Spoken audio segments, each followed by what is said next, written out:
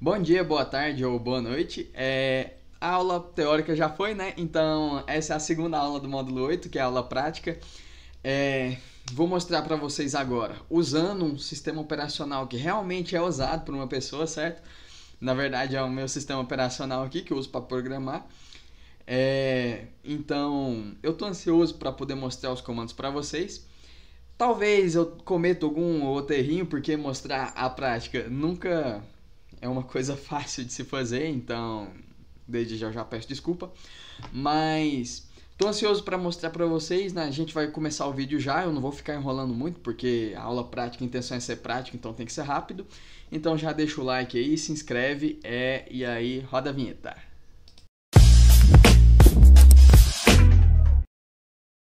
Como eu prometi, agora chegou a hora de mostrar a parte prática do modo de texto, que no caso é o nosso módulo 6.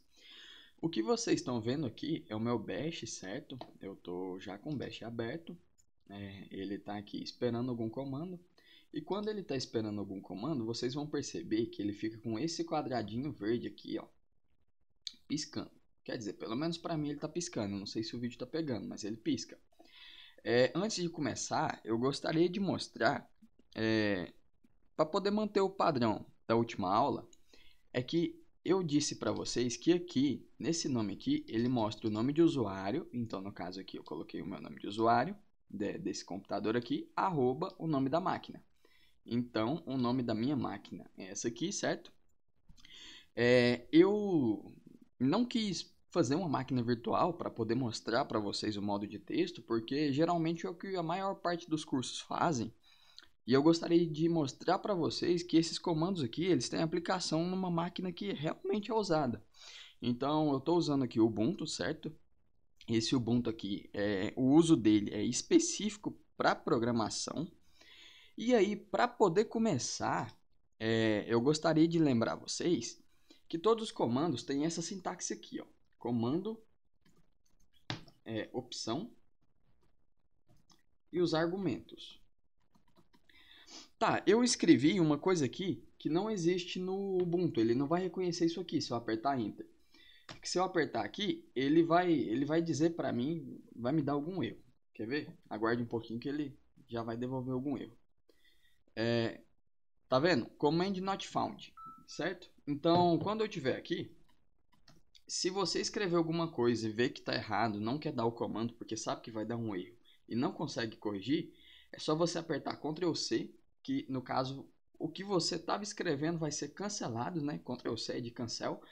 E aí você vai poder escrever um novo comando na frente, certo? Se eu apertar Ctrl C várias vezes, eu vou convocar aqui várias instâncias, no caso do meu bash. Aqui eu estou no bash, certo?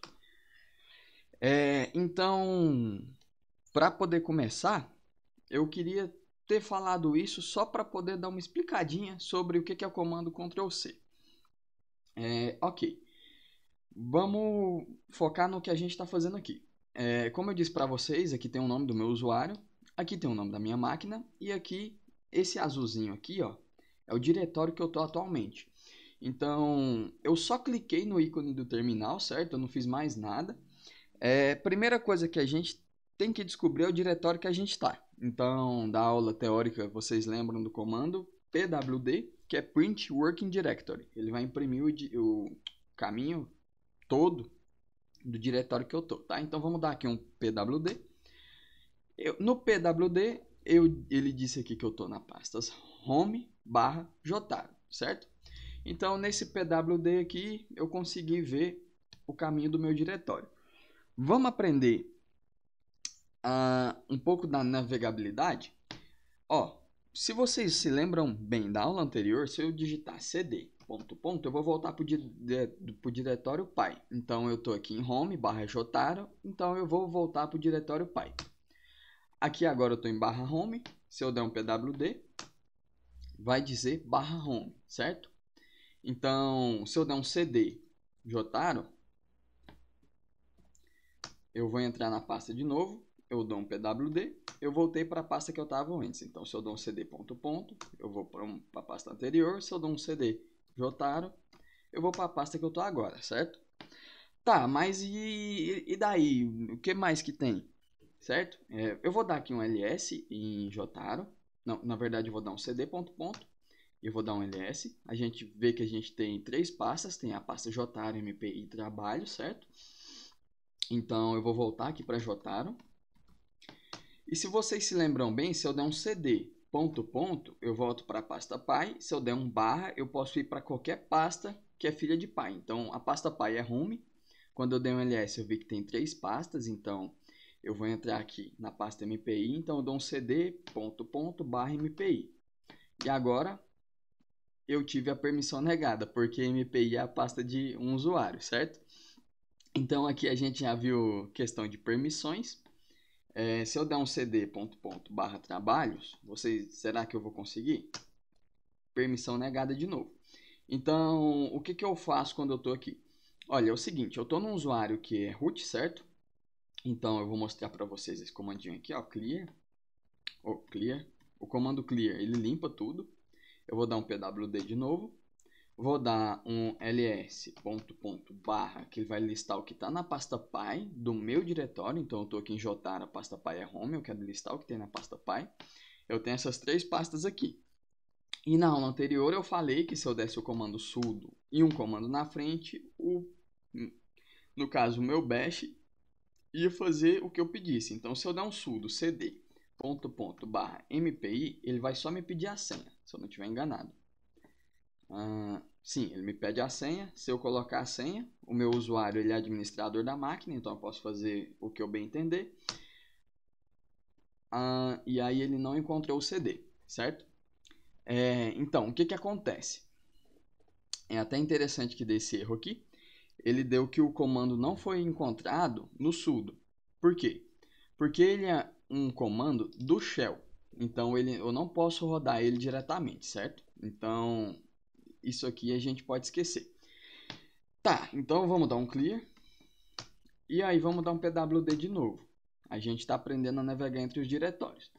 Vamos fazer o seguinte. Eu vou dar um cd barra, que eu vou voltar para a raiz do meu sistema. Se eu der um ls aqui, eu tenho várias pastas aqui, certo? Então eu estou na raiz. Vamos navegar agora na raiz do sistema. Eu vou dar um cd em dev. Eu estou em dev, se eu der um pwd, eu entro em barra dev. Eu vou dar um cd ponto ponto barra etc, que é, no caso, uma pasta que está na raiz do meu sistema. Se eu der esse comando e der um pwd, eu estou em etc, certo? Aí eu vou mostrar para vocês o cd menos. Se eu der um cd espaço hífen, eu vou voltar para a pasta dev. Se eu der um cd espaço hífen de novo, eu vou voltar para etc. Então eu consigo trocar entre as pastas, entre pastas irmãs, usando o cd espaço menos. O cd barra volta para a raiz, e se eu der um cd ponto ponto, volto para a raiz também, porque eu estou navegando em pastas na raiz. Ok, mas e agora? O que falta? Se eu der um cd till, eu vou voltar para a pasta do meu usuário, home barra jotaro. Então vamos continuar aqui. O comando ls é o comando para listar arquivos, certo? Então vou dar um ls aqui. Ele lista tudo que tem aqui na minha pasta desse usuário aqui. E aí a gente já aprendeu a questão de toda a navegabilidade entre diretórios e questão de listagem de conteúdo. Agora a gente vai ver comandos realmente do modo de texto, certo? Se vocês olharem aqui, eu tenho um arquivo chamado logs.txt. Esse arquivo aqui, eu criei ele para aula, certo? Então se eu der um cat aqui em logs.txt, vai aparecer o que está dentro do meu arquivo txt, certo? Esse arquivo txt aqui é uma documentação, então não tem problema mostrar. E aí, o comando cat imprimiu tudo que estava nele no terminal. Tá, então... E agora? Se eu quiser renomear o arquivo, se eu quiser renomear o logs.txt, o que eu faço? Eu digito mv, que é para renomear, logs.txt, eu vou colocar documentação.txt. E aí o que aconteceu? O arquivo logs.txt não existe mais, agora ele é documentação.txt. Tá, mas eu não quero que ele seja documentação, eu quero ele como logs. Então eu venho aqui, edito o comando e coloco logs.txt de novo. Um atalho importante que eu não mostrei para vocês é que se vocês apertarem setinha para cima, vocês vão ver todo o histórico de comandos que você deu. Então isso aqui é para poder acelerar um pouco o uso do terminal. Mas e aí? O que mais que tem? Eu posso criar cópia, certo? Então eu vou pegar o cp logs.txt. Se eu apertar tab, ele faz um atalho. Eu vou copiar o que está no o conteúdo de logs.txt para outro arquivo. Vamos chamar ele aqui de documentação. TXT. Se eu fizer essa cópia, o que vai acontecer? Ele não vai dizer nada, mas quando eu der um ls, ele vai mostrar aqui que tem tanto o documentação.txt quanto o logs.txt. Certo, mas eu não quero mais o documentação.txt. O que eu faço? Eu posso dar um rm, né, que é o comando para a gente deletar alguma coisa, documentação.txt. Dei o rm, quando eu dou um ls, já não existe mais o documentação.txt. Eu vou dar um cp de novo, porque é interessante a gente ter esses dois arquivos, certo? Eu quero mover o documentação.txt para downloads. Então o que eu faço? Eu dou um mv documentação.txt e digito o nome da pasta, downloads. Que no caso aqui a sintaxe do comando era o quê? mv origem destino. Então, quando eu faço isso e dou um ls, o documentação.txt não existe mais, mas ele está em downloads. Ah, mas como é que eu atesto isso? Para não ter que entrar em downloads, porque tem muitos arquivos em downloads, eu posso buscar o arquivo. Então, vou colocar aqui find downloads, barra. Aí, eu vou colocar o critério. Qual que vai ser o meu critério? Vai ser menos type. É o menos type? Não, não é o menos type. Eu vou colocar aqui no meu critério todos os arquivos que tiverem txt no nome, certo? Então aqui, quando eu dou um enter, ele exibe todos os arquivos que tem txt no nome. E aí, como vocês podem ver, que esse computador é de uso, ele não é uma máquina virtual, então ele achou muita coisa. Vamos... Como é que fala? Já que eu sei o nome do meu arquivo, vamos tentar achar ele usando o ls. Então, além do find, tem um ls, né? Eu posso dar um ls, a pasta que eu quero listar, downloads, e aí eu vou dar ele de entrada, se vocês se lembram bem do pipe, eu vou dar ele de entrada para outro comando que é o grep .txt. Aí ele exibe todos os arquivos que tiverem o nome de txt. E como vocês podem ver aqui, o documentação está dentro de downloads. Tá, mas aí eu vou pegar esse arquivo, eu vou copiar ele de volta para cá. cp downloads barra documentação.txt. Eu vou copiar ele de volta para cá. Quando eu quero falar onde eu estou, eu só coloco um pontinho, certo? Então, depois de dar esse comando, eu dou um ls. O documentação está aqui, mas se eu der aquele mesmo comando ls downloads para pegar só arquivos .txt, ele está lá também. Então, essa é a diferença do cp. Para o MV. O MV, como eu disse na aula teórica, ele apaga o arquivo na fonte. Aqui, ele... Aqui ele também faz isso, certo? E o cp ele mantém os dois arquivos. Tá, mas aí agora eu também não quero mais o documentação de downloads. Então eu dou um rm downloads barra documentação. E aí quando eu der o mesmo comando, vocês podem ver aqui que a documentação sumiu. Ok, mas agora você tinha falado de criar pasta, como é que dava para criar pasta, como é que faz? Bom, agora a gente tem que aprender a criar pasta. Eu vou dar o comando aqui para criar uma pasta que é mkdir, que como eu tinha dito é um make directory, certo? Então eu dou mkdir o nome da pasta, eu vou colocar aulinha. mkdir aulinha, quando eu dou um ls, a pasta está aqui, aulinha. Se eu quiser remover, eu dou um rmdir aulinha e a pasta já vai ter sumido, porque eu removi ela. Então, eu vou criar ela de novo. Vou criar ela de novo, ela está aqui, certo? E agora eu vou dar um clear para dar uma limpada no terminal. Por quê? Porque ele está muito sujo. As coisas tendem a ficar confusas. Eu vou dar um cd em aulinha, que a gente vai navegar para a aulinha. Se eu der um pwd, eu estou em aulinha. Se eu der um ls, não tem nada em aulinha. Ó. Mesmo que eu der um ls-a, que no caso é a opção do comando, não tem nada. Então, vou dar outro clear aqui. E agora a gente vai aprender a criar arquivo. Quando eu quero criar um arquivo, eu dou o comando tot novo.txt. O que ele faz? Ele cria um novo arquivo, certo? Agora a linha não está mais vazia. Tot novo.txt. Se eu der um cat aqui em novo.txt, não tem nada. Tá, o que eu faço aqui para poder preencher esse arquivo? Eu vou dar o comando echo. O que o echo faz? Ele printa o que você colocar, entre aspas, no terminal. Então, se eu colocar echo olá alunos, ele vai printar olá alunos no terminal, certo? Sem estresse. Mas e aí, como é que eu faço para colocar isso dentro do novo.txt? Se vocês se lembram bem, se eu usar o pipe, eu dou a saída desse comando aqui de entrada para o próximo, certo?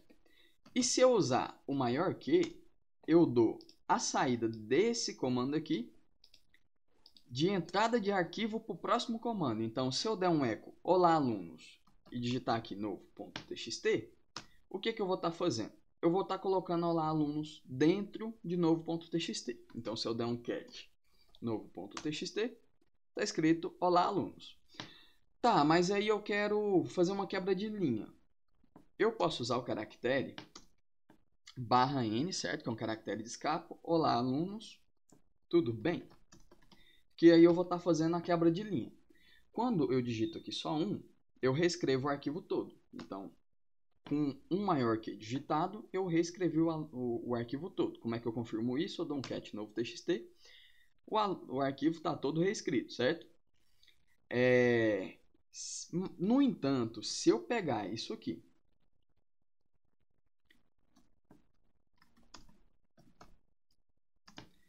eu não sei o que escrever, e colocar 2 maior que, direcionando para novo.txt, eu não vou escrever o aluno todo, então o arquivo novo.txt todo. Eu vou escrever o que eu der no echo no final do arquivo. E aí o que acontece? Quando eu dou um cat, aqui aparece o arquivo printado.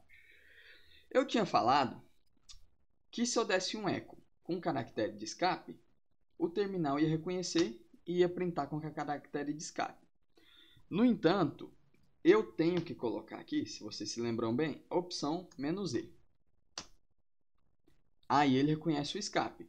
Se eu quiser fazer isso no arquivo também, eu tenho que vir aqui e colocar "-e" no echo, direcionando para o arquivo. E aí eu vou reescrever o arquivo, quando eu der um cat, vai printar o arquivo com escape. Vou dar um clear aqui, para continuar mostrando. O que mais que tem para eu mostrar? Só um minutinho, certo? Eu estou consultando aqui a documentação. Se vocês se lembram bem, tem um comando chamado wc. O que o wc faz? Se eu der um wc em novo.txt, ele vai mostrar aqui que tem 2 linhas, 4 palavras e 25 bytes, certo? Esse é o meu arquivo. E aí, o que acontece? Ele exibe o tamanho do meu arquivo.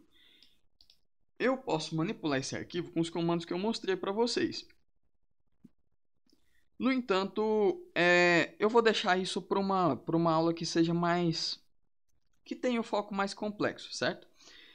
Mas aqui foi só para mostrar esse wc. Vamos passar para o próximo. O que mais que eu posso fazer? Eu posso dar o comando date. Se eu der o comando date, eu exibo a data do computador. Como eu tinha mostrado, se eu der um date e digitar aqui porcentagem y, ele vai mostrar... na verdade aqui deu inválido. Eu errei alguma coisa, só um minutinho. Não é... Eu tenho que colocar um mais aqui, né? Isso, ele vai mostrar o ano que eu tô. Se eu colocar que eu quero mostrar o ano e o dia, ele mostra o ano e o dia. Eu tô gravando esse vídeo em 1º de dezembro de 2025. Eu vou colocar ele para mostrar o ano, o mês e o dia. Então ele mostra a data que eu tô fazendo o vídeo. Como que isso aqui é interessante? Eu posso pegar a saída desse comando e dar de entrada em novo.txt. E dar de entrada em novo.txt. O que eu estou fazendo? Eu estou salvando em novo.txt a data que eu estou querendo aqui. Mas os arquivos, eles têm informações. No caso aqui, são metadados, isso, metadados. No caso aqui, se eu der um ls-l para exibir todas as informações do arquivo, eu vou ver que esse arquivo só tem permissões de leitura e escrita, foi feito por Jotaro e editado por Jotaro em 9 de dezembro, no dia 1º de dezembro, às 7h40, e aí aparece o nome dele. Se eu quisesse mexer nos metadados desse arquivo, eu teria um comando para isso. Eu estou caçando ele aqui. No entanto, aqui está meio complexo.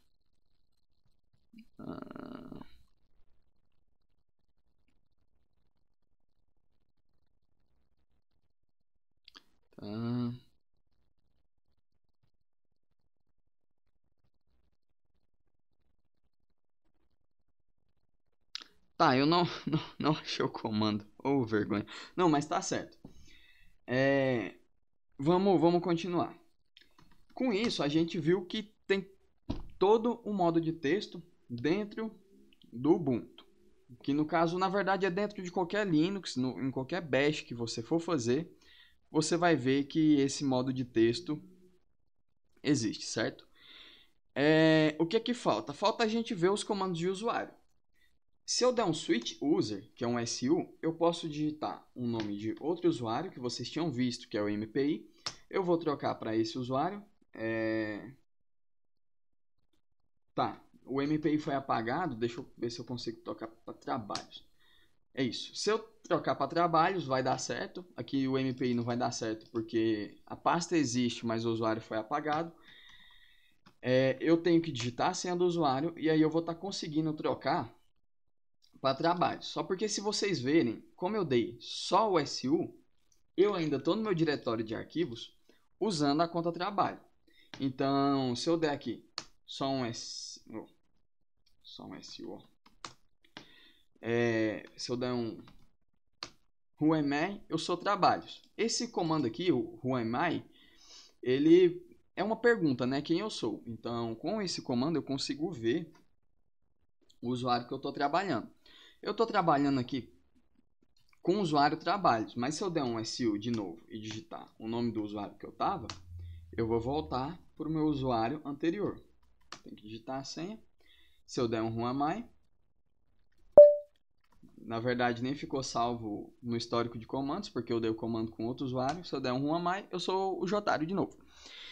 E aí, o Jotaro, ele é, no caso, o sudo da máquina, né? Se eu der um pswd, eu vou estar mudando a senha para o Jotaro, né? Então, ele perde aqui umas... No caso aqui eu coloquei a mesma senha da anterior. Deixa eu modificar aqui. Tem que ter mais. E aí eu tenho que reescrever a senha. Tem que ter mais de 8 caracteres. Se eu der um pswd, eu vou mudar a senha para Jotaro. Eu vou dar um pswd de novo para eu voltar para a senha anterior.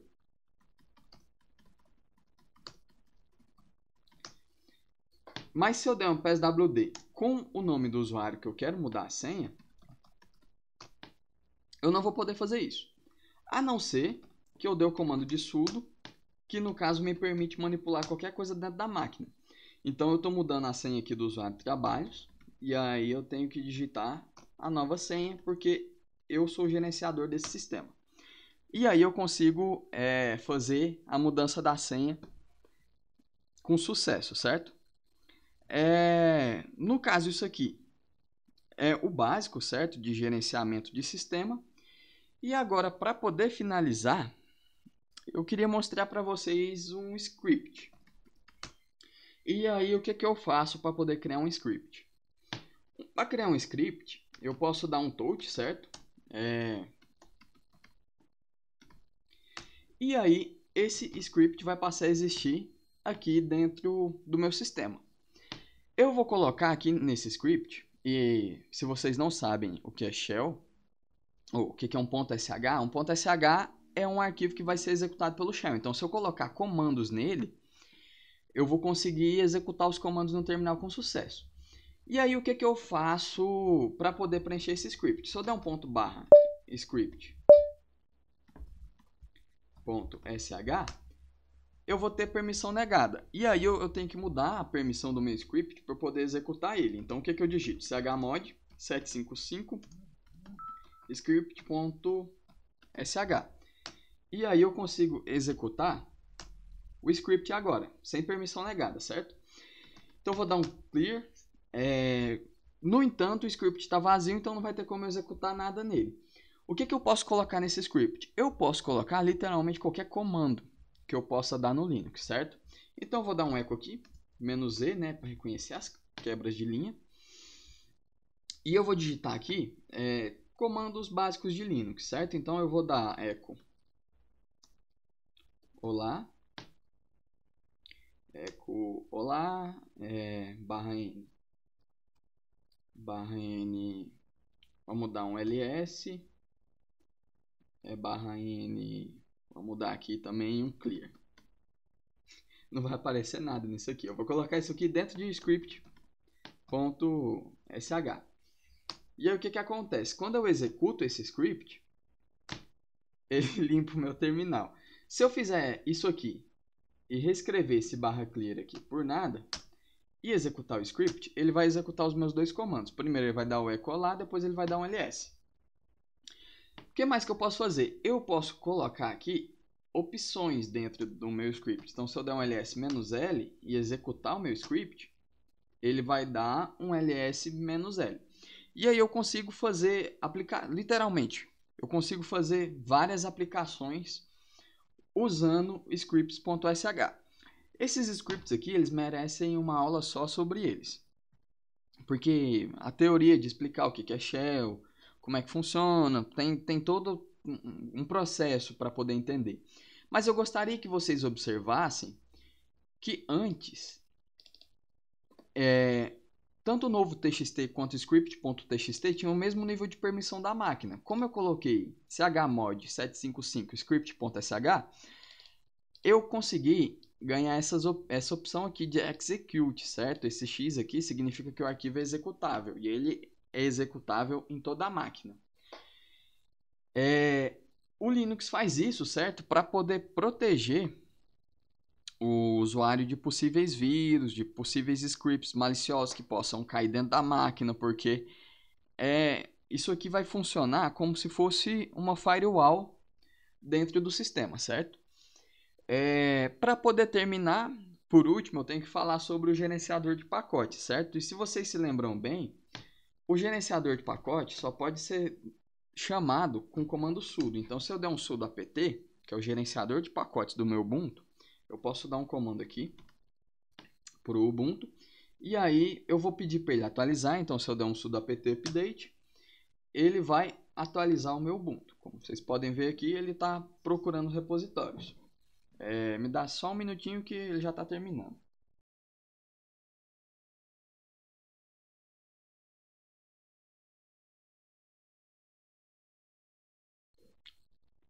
Bom, agora ele baixou os arquivos, instalou, certo? Ele deu alguns avisos aqui, que ele não encontrou alguns arquivos de configuração. Eu teria que dar outros comandos para poder resolver esses avisos aqui, mas não é bem a intenção da aula. E aí, por fim, eu vou dar um clear no terminal para poder ficar limpinho aqui para vocês verem. É... Agora que eu mostrei o gerenciador de pacotes, falta só eu mostrar o comando de êxito. Então, se eu escrever aqui exit e der um enter, eu vou fechar o meu terminal. Então, para ela poder ficar bem simétricazinha, antes de eu dar um exit com, no caso, o 0, que significa para o sistema que eu tive sucesso na minha operação, eu gostaria de agradecer a vocês pela atenção até aqui, tá? Pedir desculpa por possíveis confusões e que essa aula aqui tem muito mais profundidade do que o que eu estou mostrando aqui. Então, futuramente, eu posso gravar mais aulas mostrando os comandos, mostrando quais são as aplicações dele, mostrando scripts Python, coisa que é muito legal, mas que eu vou me ater ao que eu mostrei aqui, porque a intenção do curso é ser básico. Dependendo do engajamento que houver nesse projeto, no caso eu queria aproveitar para poder abrir o parênteses e pedir like e inscrição, por favor, eu posso voltar com mais aulas de Linux, explicando tanto a teoria e prática. Então, muito obrigado por assistirem até aqui, deixem o like se possível, se inscrevam no canal, certo? Eu agradeço pela atenção. E uma dica que eu quero dar é que vocês estudem bem os comandos antes de dar, certo? Porque alguns comandos são bem perigosos, por assim dizer. Mas no mais é isso e muito obrigado. Aqui deu um erro no exit, eu vou dar um outro exit aqui.